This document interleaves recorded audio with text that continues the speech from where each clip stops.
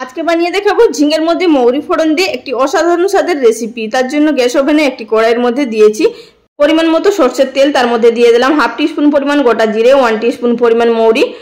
ফোড়নগুলো কয়েক সেকেন্ড ভেজে নেওয়ার পর একটি বড় সাইজের পেঁয়াজ কুচি ভেজে নিলাম। তারপরে দিয়ে দিলাম এর মধ্যে 8 থেকে 10 কোয়া রসুন, আদা এবং কাঁচা লঙ্কা একসাথে থেতো করে নিয়েছি। থেতো করে রাখা মশলাটাও হালকা ভেজে নেওয়ার পর দিয়ে দিলাম একটি মাঝারি সাইজের টমেটো কুচি।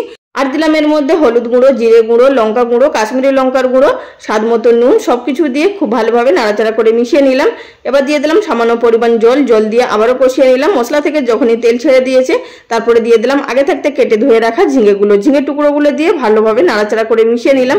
গ্যাসের ফ্লেম লো টু মিডিয়ামে থাকা অবস্থাতে এটিকে রান্না করে নিলাম যতক্ষণ না ঝিঙেগুলো সিদ্ধ হয়ে যাচ্ছে।